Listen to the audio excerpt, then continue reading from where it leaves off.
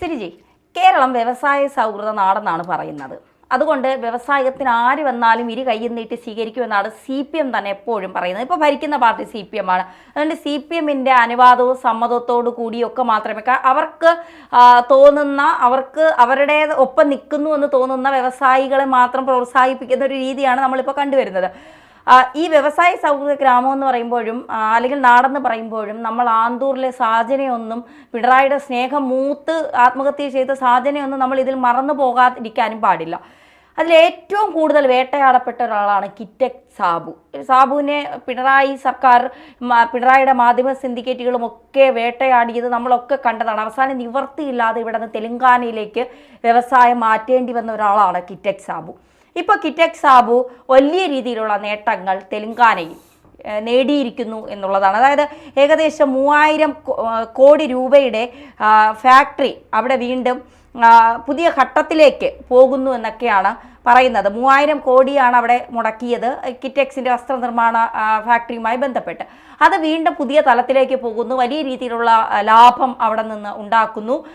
അതായത് തെലങ്കാന സർക്കാരുമായി സഹകരിച്ചുകൊണ്ട് വലിയ രീതിയിലുള്ള മുന്നേറ്റം വ്യവസായ രംഗത്ത് കിറ്റക് സാബു നടത്തുന്നു എന്നുള്ളതാണ്. ഇത് നമ്മുടെ കേരളത്തിന് കിട്ടേണ്ട ഒരുപാട് കാര്യങ്ങൾ, ജോലി സാധ്യതകൾ, ഒരുപാട് നിക്ഷേപങ്ങൾ ഇതുവഴി അതൊക്കെ ഇല്ലാതാക്കിക്കൊണ്ടാണ് ഒരു വ്യവസായി എവിടെ നിന്ന് ഓടിച്ചുകൊണ്ട് പിണറായി സർക്കാർ എന്താണ് നേടിയത്? സത്യത്തിൽ വ്യവസായ സൗഹൃദ സംസ്ഥാനം എന്നൊക്കെയാണ് നമ്മുടെ കേരളം അഭിമാനിക്കുന്നത്. പക്ഷേ നമുക്കറിയാം, ഈ കിറ്റക് സാബുവിന് തന്നെ പ്രത്യക്ഷ ഉദാഹരണമാണ്. എന്തുകൊണ്ടാണ് ഇവിടെ കേരളത്തിലൊരു ബിസിനസ് തുടങ്ങി ആരും രക്ഷപ്പെടാത്തത്?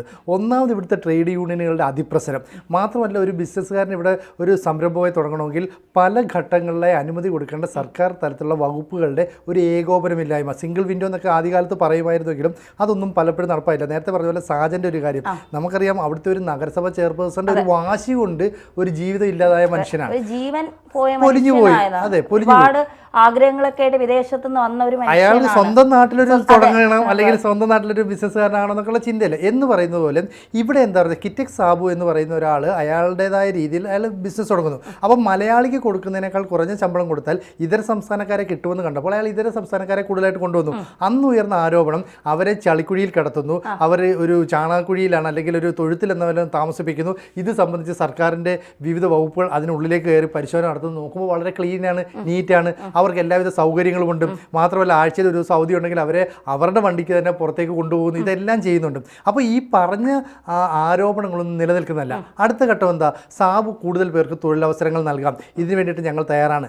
അപ്പോൾ CPMൻ്റെ MLA, കോൺഗ്രസിൻ്റെ MLA, MP ഇവരെല്ലാം തന്നെ ഒരുമിച്ച് നിന്നിട്ട് സാബുവിനെതിരായ നിലപാട് സ്വീകരിക്കുന്നു. CPM വളരെ മോശമായ രീതിയിലുള്ള ആക്രമണങ്ങൾ അഴിച്ചുവിടുന്നു. അപ്പോൾ കിറ്റക് സാബുവിനെ ഒരു വ്യവസായം ആരംഭിക്കാൻ വേണ്ടിയിട്ട് തെലങ്കാനയിലെ സർക്കാർ ക്ഷണിക്കുന്നു. അവർ ചാർട്ടർ ചെയ്ത് ഒരു ഫ്ലൈറ്റ് അയച്ചു കൊടുക്കുകയാണ്. സാബു വാ, നമുക്ക് ചർച്ച ചെയ്യാം. അപ്പോൾ അവിടേക്ക് ചെല്ലുന്നു. സാബു അവിടെ ബിസിനസ് ചെയ്യുന്നു. ഈ ബിസിനസ് ചെയ്യുന്നതുകൊണ്ടാണ് 3 മാസത്തെ കണക്കെടുത്താൽ തന്നെ വലിയൊരു ലാഭത്തിൻ്റെ ലിസ്റ്റല്ലേ വരുന്നത്.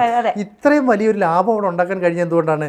തൊഴിലാളികൾക്ക് ആവശ്യമായ വേതനം നൽകുന്നു, അവിടെ സ്ഥലം സർക്കാർ വിട്ടു നൽകുന്നു, വേണ്ട സബ്സിഡികൾ, അതായത് കറണ്ടിൻ്റെ കാര്യത്തിലായിക്കോട്ടെ, വെള്ളത്തിൻ്റെ കാര്യത്തിലായിക്കോട്ടെ, എന്തൊക്കെയാണോ അടിസ്ഥാന സൗകര്യങ്ങൾ വേണ്ടത് അതിലൊക്കെ വേണ്ട സബ്സിഡി നൽകുന്നു. ഇതൊന്നും നമ്മുടെ കേരളത്തിലെ ഒരു സർക്കാർ നൽകുന്നില്ല. അപ്പോൾ കേരളത്തിൽ നിന്ന് പോകുന്ന ഒരു സാബു ജേക്കബോ അല്ലെങ്കിൽ XY അവർ പരാജയപ്പെട്ടു എന്ന് പ്രചരിപ്പിക്കാൻ കേരളത്തിലെ സർക്കാരുകൾക്ക് വളരെ ഉത്സാഹമാണ്. മറിച്ച് അയാൾ അവിടെ പോയി ഒരു ലാഭം ഉണ്ടാക്കിയിട്ടുണ്ടെങ്കിൽ, അയാളുടെ ബിസിനസ് വിജയിച്ചിട്ടുണ്ടെങ്കിൽ, ഇങ്ങനെ ഒരാൾ പോയി വിജയിച്ചിട്ടുണ്ട് കേട്ടോ, ഇനി നമുക്ക് ഇന്ത്യയിലും അവസരങ്ങൾ നൽകാം എന്ന് ക്ഷമിക്കണം, കേരളത്തിൽ അവസരങ്ങൾ നൽകാം എന്ന് പറഞ്ഞിട്ട് ആരും ക്ഷണിക്കുന്നില്ല. നമുക്കറിയാം, യൂസഫ് അലി ഗുജറാത്തിൽ പോയി തുടങ്ങുന്നു, ഉത്തർപ്രദേശിൽ പോയി തുടങ്ങുന്നു, ലുലു മാൾ തുടങ്ങുന്നു. അപ്പോൾ അത്രയും വ്യവസായ സൗഹൃദമാണ് മറ്റ് സംസ്ഥാനങ്ങൾ. അപ്പോൾ കേരളത്തിൽ എവിടെയാണ് പ്രശ്നം? അതല്ലേ നമ്മൾ ആദ്യം ചിന്തിക്കേണ്ടത്. തീർച്ചയായിട്ടും അത് തന്നെയാണ് ചിന്തിക്കേണ്ടത്. കേരളത്തിൽ എവിടെയാണ് പ്രശ്നം എന്നുള്ളത് നമ്മൾ ചോദിച്ചു തുടങ്ങുമ്പോൾ, ഇവിടെ ഒരു പെട്ടിക്കട തുടങ്ങണമെങ്കിൽ തന്നെ നേരത്തെ പറഞ്ഞതുപോലെ പലരെയും നമ്മൾ സന്തോഷിപ്പിക്കണം. പല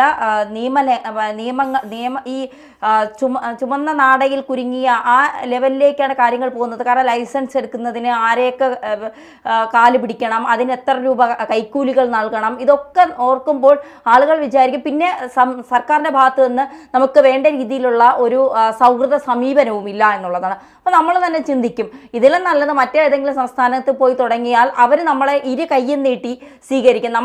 നമുക്കൊരു ബിസിനസ് ഐഡിയ ഉണ്ട് എങ്കിൽ അത് ആ സർക്കാരിനോട് പറയുമ്പോൾ അതെങ്ങനെ ആ സംസ്ഥാനത്ത് എങ്ങനെ അത് നല്ല രീതിയിൽ അവിടെ ഉള്ളവർക്ക് തൊഴിൽ കൊടുത്ത് ആ സംസ്ഥാനത്തെ എങ്ങനെ വികസനത്തിലേക്ക് കൊണ്ടുവരാം ഈ ബിസിനസ്സിലൂടെ എന്നാണ് മറ്റ് സംസ്ഥാനങ്ങൾ ചിന്തിക്കുന്നത്. കേരളം ചിന്തിക്കുന്നത്, പ്രത്യേകിച്ച് ഇടതുപക്ഷ സർക്കാർ ചിന്തിക്കുന്നത് എങ്ങനെ അവനെ ഒരു മുഴം കയറിൽ തൂക്കി ആട്ടാം എന്നാണ് ഇവിടുത്തെ സർക്കാർ തീരുമാനിക്കുന്നത്. ഇപ്പോൾ സാബു എം ജേക്കബിൻ്റെ കണക്കെടുത്താൽ തന്നെ ഈ 2024-25 ഏപ്രിൽ മുതൽ ജൂൺ വരെയുള്ള ത്രൈമാസത്തിലെ ലാഭത്തിൽ ഈ 2.75% വർധനവ് ഉണ്ടായത് എന്ന് പറയുമ്പോൾ അയാൾ എത്ര പേർക്ക് തെലങ്കാനയിൽ ജോലി കൊടുത്തിട്ടുണ്ടാകാം, എത്ര ശതമാനം വരുമാനം കൂടുതൽ ഉണ്ടാകാം. ഇതൊക്കെ കേരളത്തിലെ ജനങ്ങൾക്ക് ഇപ്പോൾ ഇവരുടെ തന്നെ സൂപ്പർ മാർക്കറ്റ് ഈ കിഴക്കമ്പലത്ത് ഞാനൊക്കെ നേരിട്ട് പോയി കണ്ടിട്ടുള്ളതാണ്. ഇവരുടെ സൂപ്പർ മാർക്കറ്റ്, അവരുടെ തന്നെ മെഡിക്കൽ സ്റ്റോറ്, ഇതൊക്കെ വളരെ ലാഭത്തിലാണ് ജനങ്ങൾക്ക് കൊടുക്കുന്നത്. ആ സമയത്ത് ഇലക്ഷൻ സമയത്ത് ജനങ്ങളെ കയ്യിലെടുക്കാൻ വേണ്ടിയാണ് ഇത് ചെയ്തതെന്നൊക്കെ പറഞ്ഞുകൊണ്ട് ഇവരൊട്ടൊന്നും ചെയ്യത്തുമില്ല. ആരെങ്കിലും ചെയ്യാനായിട്ട് മുതിർന്ന് വന്നാൽ അവരെയൊട്ട് സമ്മതിക്കത്തുമില്ല എന്നുള്ളതാണ് ഈ CPM-ൻ്റെ ഒരു നിലപാട്. പക്ഷേ കിഴക്കമ്പലത്തെ സംബന്ധിച്ചിടത്തോളം നമ്മൾ പോയി കാണുമ്പോൾ തന്നെ നമുക്ക് മനസ്സിലാവും ആ ഉള്ള സൗകര്യങ്ങൾ വെച്ചുകൊണ്ട് സാബു എം ജേക്കബ് നൽകുന്ന സേവനങ്ങൾ എത്രത്തോളമാണ് എന്നുള്ളത്. അയാളൊരു ബിസിനസ്മാനാണ്. എല്ലാ കാര്യങ്ങളും അയാൾ ബിസിനസ്സിലൂടെ മാത്രം ചിന്തിക്കുന്ന ഒരു മനുഷ്യനായിരിക്കാം. ലാഭം എടുക്കുമ്പോഴും ചിലപ്പോൾ ആ ലാഭം എങ്ങനെ ബിസിനസ്സിലൂടെ, അപ്പം നമ്മളായാലും അങ്ങനെയല്ലേ, 10 രൂപ മുടക്കിയാൽ എങ്ങനെ അതിൽ നിന്ന് 1 രൂപയെങ്കിലും ലാഭം കിട്ടുമോ എന്ന് ചിന്തിച്ച് നമ്മൾ മുന്നോട്ട് വയ്ക്കുന്നവരായിരിക്കാം. സർക്കാരും സാബു എം ജേക്കബും തമ്മിൽ പിണങ്ങിയപ്പോൾ എങ്ങനെയും സാബു എം ജേക്കബിനെ കേരളത്തിൽ നിന്ന് ഓടിക്കണം. ഇവിടെ ജനങ്ങളെ ഈ സാബു എം ജേക്കബ് കേരളത്തിൽ വ്യവസായം ചെയ്താൽ കുറേ പേർക്ക് അന്നം ലഭിക്കുമെന്നോ അല്ലെങ്കിൽ അവരുടെ ജീവിതം മെച്ചപ്പെടുമെന്നോ കുറേ പേർക്ക് ജീവിതം കിട്ടുമെന്നോ അത് കേരളത്തിന്റെ വികസനത്തിന് വലിയ രീതിയിലുള്ള വഴി തെളിക്കുമോ, ഇതൊന്നും അല്ല സർക്കാർ ചിന്തിക്കുന്നത്. അവരുടെ ചിന്ത മുഴുവൻ തങ്ങൾക്കെതിരായി നിൽക്കുന്നവരെയൊക്കെ ആട്ടിപ്പായിക്കുക, ആട്ടി ഓടിക്കുക, അതല്ലേ. എന്നിട്ട് ഇവർ എന്താണ് നേടിയത്? ഈ സാബു എം ജേക്കബിനെ കേരളത്തിൽ നിന്ന് ഓടിച്ചു തെലങ്കാനയ്ക്ക് ഇപ്പോൾ വലിയ രീതിയിലുള്ള നേട്ടം സാബു എം ജേക്കബിലൂടെ ഉണ്ടാകുന്നു. എന്നിട്ടും ഈ സാബു എം ജേക്കബിനെ ഓടിച്ച CPM എന്ത് നേടി? ഇവിടെ ഈ സാബു എം ജേക്കബ് എന്ന് പറയുന്ന ആൾ കിഴക്കമ്പലത്ത് ചെയ്ത കാര്യങ്ങളാണ്. കിഴക്കമ്പലം പഞ്ചായത്ത് അതൊരു വലിയ പഞ്ചായത്താക്കി മാറ്റുന്നു. അദ്ദേഹത്തിൻ്റെ നേതൃത്വത്തിൽ ഒരു പാർട്ടി 2020 രൂപീകരിക്കുന്നു. ആ 2020യിലേക്ക് ജനങ്ങൾ ആകർഷിക്കുന്നു. അപ്പോൾ CPM-ന് മേധാവിത്വമുള്ള മേഖലകളിൽ നിന്ന് ആളുകൾ 2020യിലേക്ക് ഒഴുകുന്നു. അവരുടെ ജനപ്രതിനിധിയെ 2020യുടെ ആളുകളെ വെക്കുന്നു. എന്നിട്ട് എന്താ പറയുന്നത്, കുറേ കാര്യങ്ങൾ കള്ളത്തരം കാണിക്കുന്നു. 2020 അവിടെ ചെയ്തെന്താ, ഓരോ പഞ്ചായത്തിലും ചെന്നിട്ട് ഓരോ വീട്ടിലും എത്ര അംഗങ്ങളുണ്ട്, അവർക്ക് ആവശ്യമായ എത്ര റേഷൻ കൊടുക്കുന്നത് പോലെ കാര്യങ്ങൾ കണ്ടെത്തുന്നു. എന്നിട്ട് അവർക്ക് ആവശ്യമായ അരിയും പഞ്ചസാരയും പച്ചക്കറിയും അടക്കമുള്ള ഈ പറയുന്ന മാംസ ആഹാരം ഉൾപ്പെടെ അവർ കിട്ടുന്നുണ്ട്. ഇതൊക്കെ ഗണ്യമായ രീതിയിൽ, അതായത് സബ്സിഡി നിരക്കിൽ കൊടുക്കുന്നു. ഒരു മിനിമം നിരക്ക് ഒരാഴ്ചയിൽ ഇത്ര, ഒരു മാസത്തിൽ ഇത്ര എന്ന് പറയും. പക്ഷേ അത് മതി അവിടുത്തെ ജനങ്ങൾക്ക്. നമ്മൾ ആലോചിച്ച് നോക്കി, നമുക്ക് ഭക്ഷണത്തിന് നമ്മുടെ എക്സ്പെൻസ് മെയിൻറ്റെയിൻ ചെയ്യാൻ പറ്റിയിട്ടുണ്ടെങ്കിൽ ഒരു കുടുംബം മുന്നോട്ട് പോവാണ്, അല്ലേ, പുരോഗതി ഉണ്ടാകും. ഈ കുടുംബത്തിന് പുരോഗതി ഉണ്ടാകുമ്പോഴാണ് നാടിന് പുരോഗതി ഉണ്ടാകുന്നത്. ഇതാണ് സാബു ജേക്കബ് അപ്ലൈ ചെയ്ത തന്ത്രം. അപ്പോൾ അദ്ദേഹം എന്താ ചെയ്തത്, ഒരു സൂപ്പർ മാർക്കറ്റ് ആ ഒരു പഞ്ചായത്തിലേക്ക്, ഇനി അടുത്തൊരു പഞ്ചായത്ത്, അടുത്തൊരു മുനിസിപ്പാലിറ്റി എന്ന നിലയിൽ വികസിപ്പിക്കാനായിട്ട് ശ്രമിക്കുന്നു. അവിടെ എല്ലാം തടയിടാനായിട്ട് CPM ശ്രമിക്കുന്നു. അപ്പോൾ ഒരു നാട് വികസിക്കണമെന്ന് അദ്ദേഹം ആഗ്രഹിച്ചത് അബ്സല്യൂട്ട്ലി അയാളൊരു ബിസിനസ്മാനാണ്. അപ്പോൾ ബിസിനസ് എന്ന് പറയുന്ന ഒരു തന്ത്രം അവിടെ ഉപയോഗിക്കുന്നുണ്ട്. അപ്പോൾ സാബുവിൻ്റെ അടുത്ത് നേരത്തെ ആളുകൾ ചോദിച്ചിരുന്നു, നിങ്ങൾ ഇത് എങ്ങനെ ചെയ്യുന്നു? ഞങ്ങൾ പഞ്ചസാര എടുക്കുന്ന പഞ്ചാബിൽ നിന്നോ അല്ലെങ്കിൽ ഇത് ഉൽപ്പാദിപ്പിക്കുന്ന ഡൽഹിയിൽ നിന്നോ ഒക്കെ ആയിരിക്കാം. അവിടെ നിന്ന് ഞങ്ങൾ ലോഡ് കണക്കിന് കൊണ്ടുവരുന്നു.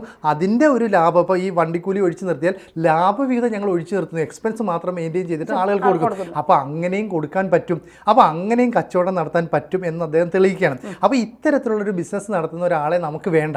അയാൾ നമ്മുടെ പാർട്ടിക്ക് അനഭിമതനാണെന്ന് CPM അങ്ങ് എഴുതി തള്ളുകയാണ്. ഇപ്പം നേരത്തെ പറഞ്ഞ ഒരു കട തുടങ്ങണമെങ്കിൽ വൈദ്യുതി വേണം, വെള്ളം വേണം, പിന്നെ പൊല്യൂഷൻ, അത് ഇതെന്ന് പറഞ്ഞിട്ട് കുറേ ബുദ്ധിമുട്ടിക്കാം. അതല്ലാതെ നമ്മളൊരു ബിസിനസ് തുടങ്ങാൻ ചെല്ലുന്നു, പഞ്ചായത്ത് അധികൃതർ നമ്മളെ സ്വീകരിച്ചു, നിനക്ക് എന്താ ചെയ്യേണ്ടത്, നീ ഇത് ചെയ്യണം, ഇന്ന വേണം എന്ന് പറഞ്ഞിട്ട് ഒരു ഹെൽപ്പിംഗ് മെൻറ്റാലിറ്റി ഒരാൾക്കും ഇല്ല. എനിക്കെങ്ങനെ 10 രൂപ ഉണ്ടാക്കാം എന്നുള്ള ചിന്ത മാത്രമേ ഉള്ളൂ. അപ്പോൾ ഒരു ബിസിനസ് രംഗത്തേക്ക് ഇറങ്ങി വരുന്ന ആളുകളെ സഹായിക്കാനും സപ്പോർട്ട് ചെയ്യാനും നമ്മുടെ സർക്കാർ തയ്യാറാകാത്തിടത്തോളം കാലം ഈ പറയുന്ന ഒരു ബിസിനസ്സുകാരും ഇങ്ങോട്ട് വരില്ല. എല്ലാ ബിസിനസ്സും ഇവിടെ പൂട്ടിപ്പോകുന്നു. നമുക്കറിയാം, കൊല്ലത്തായിക്കോട്ടെ, തൃശ്ശൂരായിക്കോട്ടെ, ഈ പറയുന്ന കണ്ണൂരായിക്കോട്ടെ, ഇവിടെ എല്ലാം തന്നെ എന്താ, രാഷ്ട്രീയ പാർട്ടികളുടെ കടുംപിടുത്തം മൂലം ബിസിനസ് ഉപേക്ഷിച്ച് പോകേണ്ട ഒരു അവസ്ഥ. ഈ കടുംപിടുത്തം എന്തിനാണ്? ഞങ്ങൾക്ക് കിട്ടേണ്ട കമ്മീഷൻ കൃത്യമായി തന്നില്ല, ഇത് മാത്രമേ ഉള്ളൂ കാരണം. അപ്പോൾ ഇത്തരത്തിലുള്ള കാര്യങ്ങളെ അതിജീവിച്ചുകൊണ്ട് സാബു എം ജേക്കബ് മറ്റൊരു സംസ്ഥാനത്ത് ഒരു സംരംഭം തുടങ്ങുന്നു. ആ സംരംഭം തുടങ്ങുമ്പോൾ അവിടുത്തെ ജനങ്ങൾക്ക് ഇവിടത്തേക്കാൾ ജീവിത ചെലവ് കുറവാണ്. അപ്പോൾ അതിനനുസരിച്ച് ശമ്പളം കുറച്ച് കൊടുത്താൽ മതിയായിരിക്കും. അവർക്ക് അവിടെ നിന്ന് വീട്ടിൽ പോകാനുള്ള സൗകര്യമുണ്ട്. ഇപ്പം മലയാളി ചെയ്യാത്ത കഠിന പണികൾ ചെയ്യാനായിട്ട് ഇതര സംസ്ഥാനക്കാർ വരുന്നത് എന്തുകൊണ്ടാണ്? അവൻ്റെ നാട്ടിൽ 400 രൂപ കിട്ടുന്ന സമയത്താണ് അവൻ ഇവിടെ 1200 രൂപ കിട്ടുന്നത്. എത്ര രൂപ? അവിടുത്തെ കോടീശ്വരനാണ്. അതെ, നമ്മൾ ഇവിടുന്ന് ഗൾഫിലേക്ക് പോയിട്ട് എന്ത് ജോലി ചെയ്യും എന്ന് പറയുന്ന പോലെ ഇതര സംസ്ഥാനക്കാർ ഇവിടെ വന്നിട്ട് എന്ത് ജോലി ചെയ്യും? നമുക്കിപ്പോഴും മറ്റേ വൈറ്റ് കോളർ ജോബിന്റെ ആ ഒരു ഹാങ് ഓവർ മാറിയിട്ടില്ല. അപ്പോൾ എന്തായാലും ഇത്തരത്തിലുള്ള ബിസിനസ് സംരംഭവുമായി വരുന്നവരെ നമ്മുടെ സംസ്ഥാനം പ്രോത്സാഹിപ്പിക്കുന്നില്ല എന്നുള്ള കാര്യം പൂർണ്ണമായിട്ട് ഉറപ്പാണ്. സാബു എം ജേക്കബും 3 മാസത്തെ ലാഭത്തിന്റെ വീതം പുറത്തേക്ക് വിടുന്നു. ആ കണക്കുകൾ വെച്ചിട്ട് ഇനി ഇടത് സർക്കാർ എന്തായിരിക്കും ചെയ്യുന്നത്? അതിന് കുറേ കുറ്റങ്ങൾ കണ്ടെത്തുക, അതിന് കുറവുകൾ കണ്ടെത്തുക, ഇതര സംസ്ഥാനക്കാരെ പിഴിഞ്ഞെടുക്കുന്നു, അങ്ങനെയൊക്കെ പറയുന്നു. നമ്മൾ അങ്ങനെയല്ല, നമ്മുടെ ഇതര സംസ്ഥാനക്കാരെ അതിഥി തൊഴിലാളികൾ എന്നാണ് കാണുന്നത്. ഇങ്ങനെയൊക്കെ പറഞ്ഞിട്ട് കാര്യം അങ്ങനെയൊന്നും പറഞ്ഞിട്ട് കഥയില്ലല്ലോ. നമ്മുടെ നാട് നന്നാകണ്ടേ, വീട് നന്നാകണ്ടേ, നമ്മുടെ ഈ ഒരു നഗരം നന്നാകണ്ടേ? അങ്ങനെ എന്നാണ് കേരളം ഇനി വികസനം അല്ലെങ്കിൽ ഈ നമ്മുടെ ഒരു പ്രശ്നം എന്ന് പറയുന്നത്, നമ്മുടെ നാട്ടിൽ ഈ വലിയ വ്യവസായങ്ങൾ തുടങ്ങാനുള്ള സ്ഥലമില്ല. തമിഴ്നാട്ടിനെ സംബന്ധിച്ചോ തെലങ്കാനയെ സംബന്ധിച്ചോ ഒക്കെ വിശാലമായ സ്ഥലങ്ങളുണ്ട്. പക്ഷേ അടിസ്ഥാന സൗകര്യങ്ങൾ കൊടുക്കുന്ന സർക്കാരാണ്. നിങ്ങളൊരു 2-3 വർഷത്തേക്ക് ഞങ്ങൾ സബ്സിഡി തരാം, അതിനുശേഷം നിങ്ങൾ പൈസ അടച്ചാൽ മതി എന്ന് പറയുമ്പോൾ കേരളം അതിനൊന്നും ഒരുക്കമേ അല്ല. അപ്പോൾ ഇത്തരത്തിലുള്ള വ്യവസായ സൗഹൃദമല്ലാത്ത ഒരു സംസ്ഥാനം ഇനി എന്തെങ്കിലും കാലത്ത് ഏതെങ്കിലും വ്യവസായികളെ സ്വീകരിക്കാൻ നമുക്ക് പ്രതീക്ഷിക്കാൻ പറ്റുമോ? ഒരിക്കലുമില്ല. സാബു എം ജേക്കബൊക്കെ അതിന് ഏറ്റവും വലിയ ഉദാഹരണമല്ലേ. ബിസിനസ് തന്ത്രങ്ങൾ മെനയുന്ന ഒരാളാണെങ്കിലും അയാൾ കേരളത്തിലുള്ള ജനങ്ങൾക്ക് അല്ലെങ്കിൽ അയാൾ താമസിക്കുന്ന പ്രദേശത്തെ നന്നാക്കാനായിട്ട് 100% അയാൾ ശ്രമിക്കുന്നുണ്ട് എന്നുള്ളത് ആ കിഴക്കമ്പലം പഞ്ചായത്തിലേക്ക് നമ്മൾ ചെന്ന് നോക്കിയാൽ നമുക്ക് മനസ്സിലാവുന്ന കാര്യമാണ്. സാബു എം ജേക്കബിനെ സംബന്ധിച്ചിടത്തോളം തെലങ്കാന സർക്കാർ ഇരു കൈയും നീട്ടി സ്വീകരിക്കുന്നു. ഇനി അയാൾ മറ്റ് സംസ്ഥാനങ്ങളിലേക്ക് പോയാൽ അവിടുത്തെ സർക്കാരുകളും ഇരു കൈയും നീട്ടി സ്വീകരിക്കും. കേരളം പോലെയല്ല. സാബു എം ജേക്കബിൻ്റെ പാത പല സംരംഭകരെ, അതായത് പുതിയതായി വരുന്ന പല സംരംഭകരും പിന്തുടർന്നാൽ കേരളം പട്ടിണിയുടെ വഴിയിലേക്ക് പോകുമെന്നുള്ള കാര്യത്തിൽ സംശയം വേണ്ട. എന്തായാലും ഇതൊക്കെ കണ്ട് അടുത്ത കുറ്റവുമായി CPM സാബു എം ജേക്കബിനെതിരെ തിരിയുന്നത് വരെ നമുക്ക് കാത്തിരിക്കാം.